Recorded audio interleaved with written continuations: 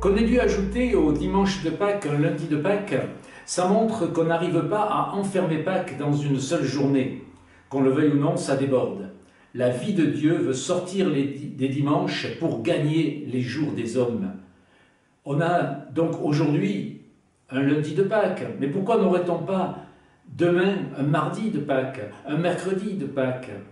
C'est-à-dire encore un jour où l'on croit en la vie, où l'on croit qu'elle a un sens. Et alors, un jeudi, un vendredi, un samedi de Pâques ne serait pas trop non plus. Et ce qui est vrai pour une semaine, pourquoi ne serait-ce pas vrai encore pour la suivante?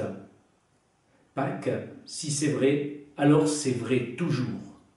Dimanche, aujourd'hui, comme le dimanche de Pâques qui était il y a une semaine. Ou bien, ce n'est jamais Pâques et on n'en parle pas. Ou bien, c'est Pâques et on en parle toute l'année. Et même si Pâques est passé depuis une semaine, je vous redis, joyeuse Pâques.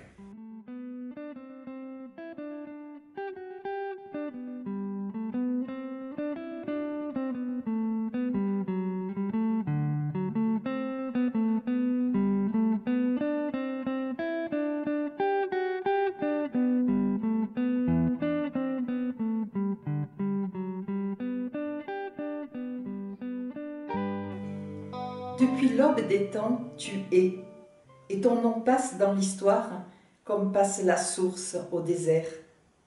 Que savons-nous de toi sinon cette faim en notre cœur qui nous tient vivants? Depuis l'aube des temps, tu es, et ton nom résonne de mille noms au creux de nos vies. Nom de route, au jour où monte la tentation de s'arrêter. Nom de paix dans la violence qui barre nos relations. Nom de tendresse quand la morsure de la solitude se fait vive. Nom de confiance aux nuits où l'angoisse déborde. Nom de vérité quand tout ressemble à rien. Nom d'avenir quand demain se dérobe. Depuis l'aube des temps, tu es, et ton nom chaque jour nous invente un chemin. Au silence de nos cœurs, viens souffler ton nom pour aujourd'hui.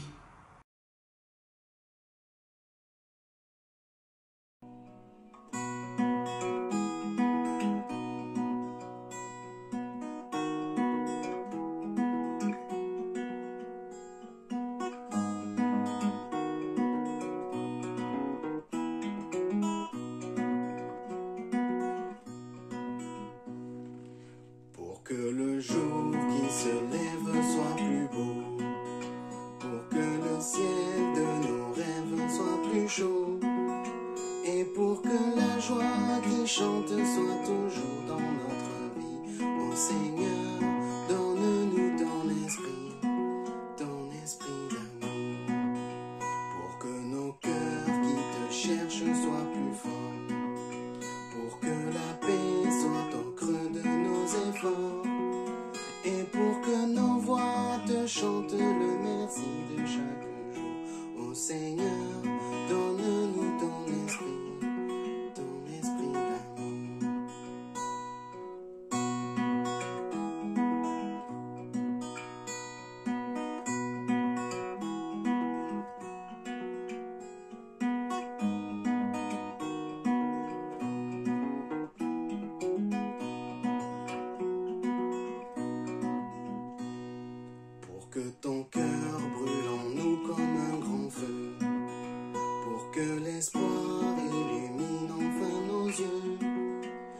pour que nos vies qui chantent soient lumière et vérité.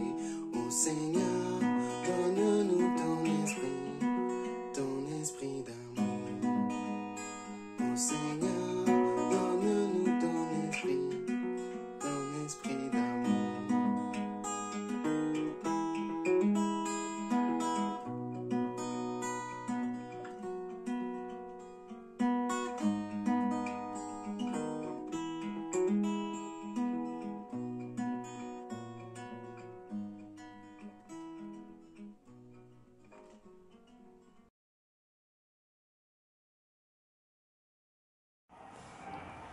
Les fils de Zébédée et 2 autres disciples sont ensemble.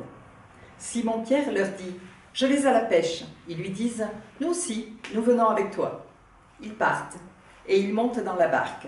Mais cette nuit-là, ils ne prennent rien. Quand il commence à faire jour, Jésus se tient au bord de l'eau, mais les disciples ne savaient pas que c'est Jésus. Jésus leur dit « Hé les enfants, est-ce que vous avez du poisson ?» Ils lui répondent « Non ». Jésus leur dit « Jetez le filet à droite de la barque et vous trouverez. » Et ils le jettent et ils prennent tellement de poissons qu'ils ne peuvent plus tirer le filet de l'eau.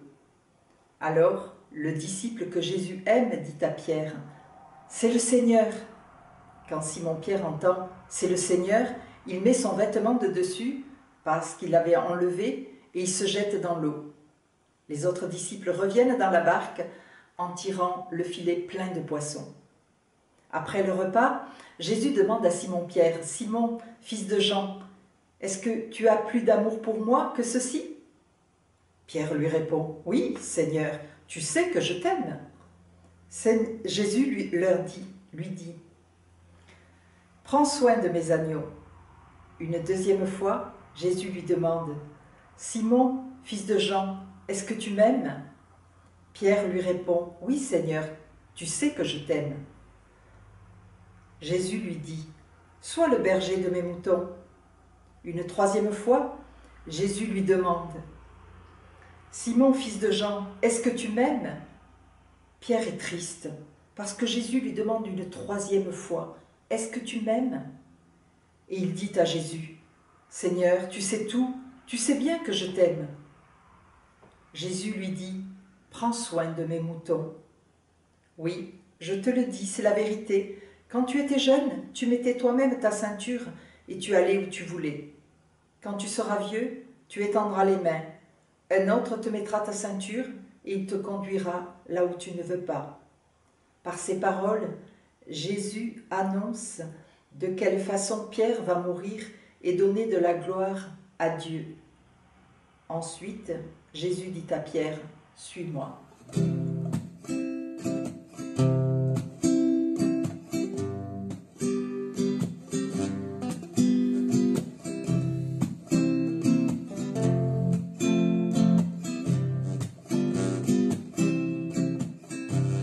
We are climbing Jacob's ladder. We are climbing Jacob's ladder. We are climbing Jacob's ladder. Soldiers of the crew.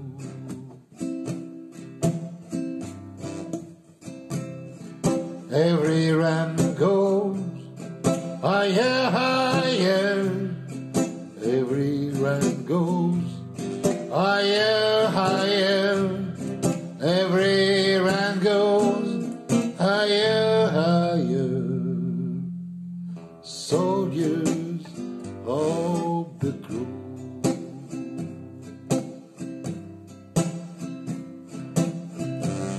See now, do you love your Jesus? Say now, do you love your Jesus? Say now, do you love your Jesus? Soldiers of the cross play.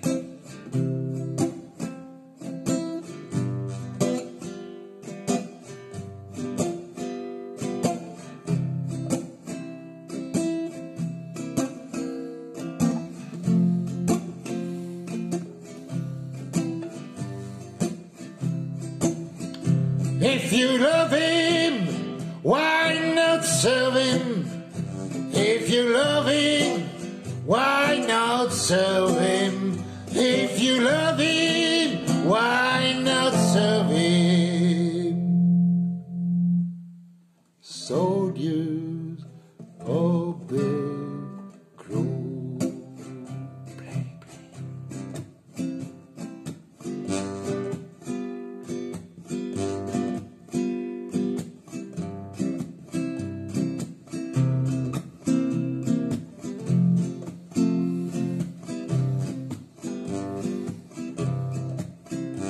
We are climbing Jacob's ladder.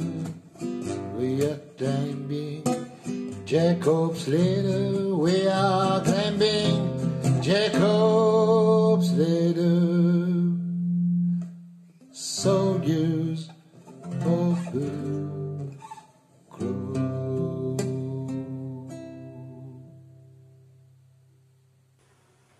M'aimes-tu? Demande Jésus à Pierre. Et tout de suite, prends soin de mes agneaux. Il s'agit d'une seconde conclusion à l'évangile selon Jean, certainement rajoutée après que tout le reste ait été écrit.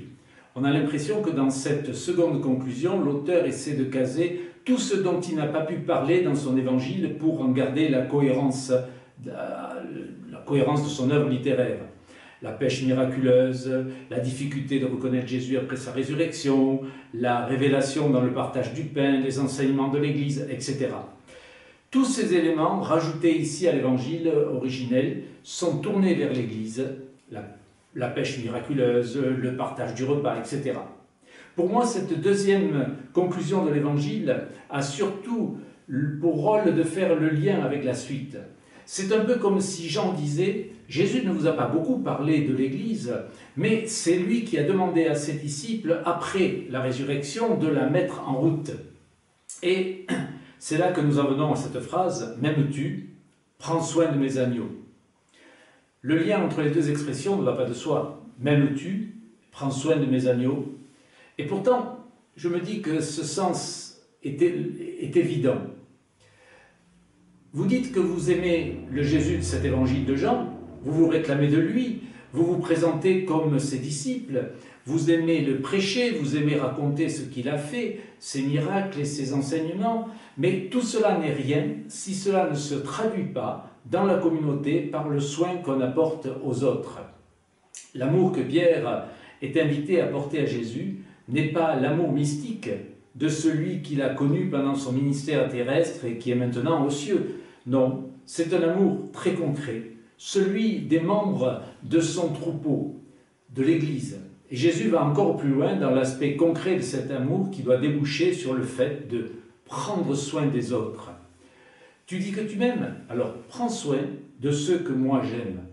Il ne dit pas « aime ceux que j'aime », ce qui resterait abstrait, mais bien « prends soin d'eux ». Si on ne sait pas trop ce qu'aimer veut dire, si c'est difficile d'aimer les gens, de se forcer surtout à les aimer, s'il peut y avoir plusieurs définitions de ce que veut dire aimer, prendre soin des autres est quelque chose de très clair. On sait tous ce que cela veut dire. En fait, Jésus fait passer Pierre d'un niveau mystique, très spirituel, à un niveau très concret. C'est comme s'il lui disait « Tu as été capable de quitter les autres, de te jeter à l'eau pour me rejoindre, moi le ressuscité, sur la plage. Tout ça est très bien, mais ce n'est pas ça m'aimer. M'aimer, c'est peut-être rester avec les autres, prendre soin d'eux. » Alors, qu'est-ce que cela peut bien vouloir dire pour nous aujourd'hui? Dans ma vie, j'ai rencontré des gens qui, comme Pierre, étaient prêts à se jeter à l'eau pour Jésus en laissant les autres gérer la vie matérielle de leur famille, de leur communauté, de leur cercle d'amis, etc. Ils apparaissaient détachés de la réalité quotidienne et bien souvent, on les admire. Ce sont ceux qui sont prêts à passer des nuits en prière et en méditation pour mieux vivre leur amour avec Jésus. Ils ne voient que lui et ils ne voient plus bien leurs frères et sœurs qui sont là à côté d'eux.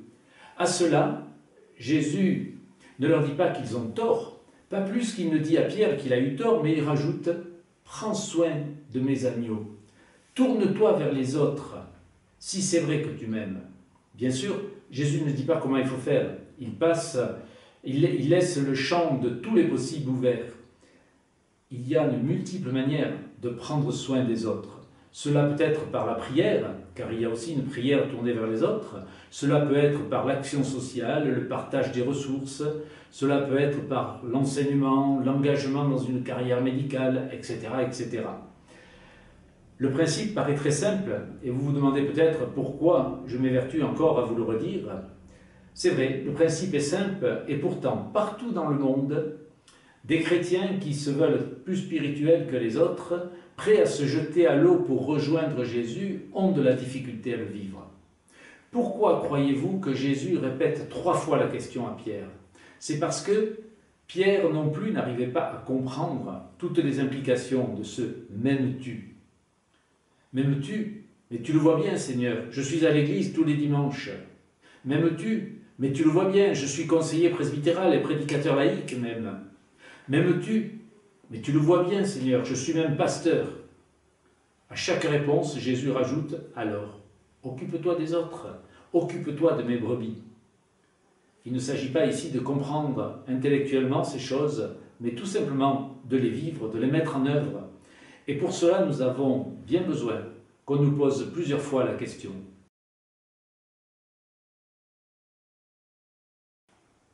Prions.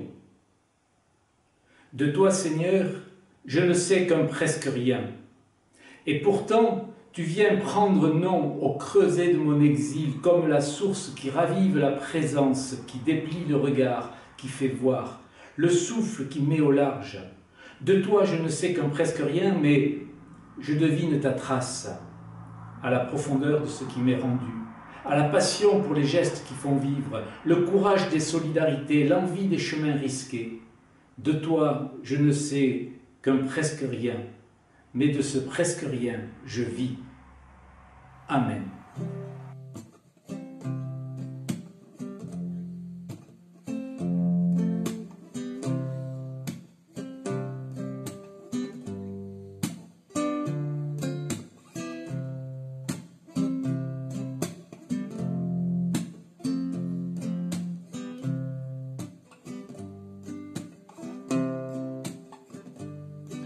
Amazing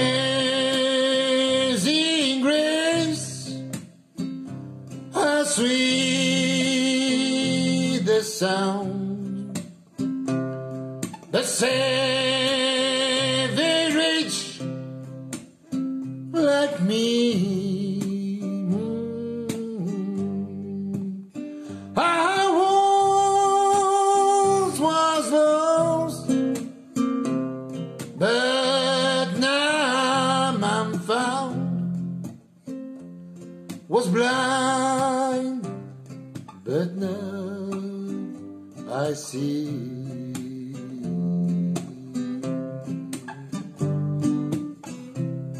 That grace that taught my heart to fear, and grace my fears relieved, and grace how precious that grace appeared the hour I first believed. Oh,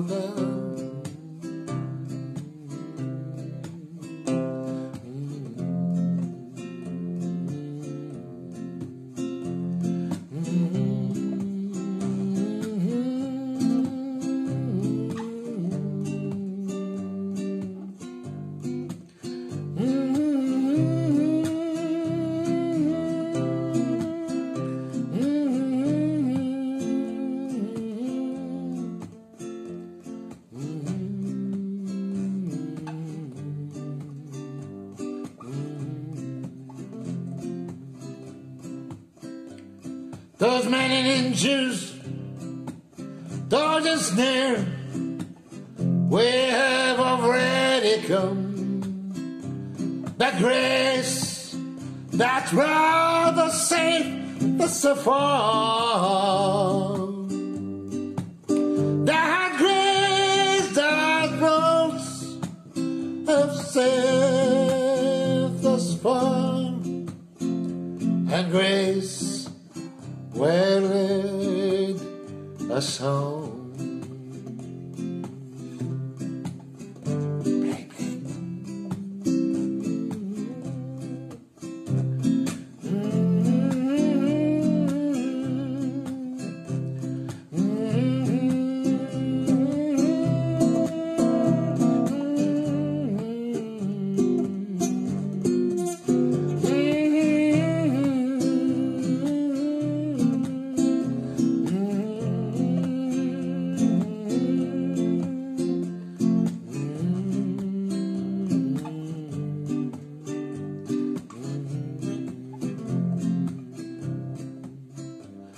Amazing grace, how sweet the sound that saved a wretch like me. I once was lost, but now I'm found, was blind, but now I see.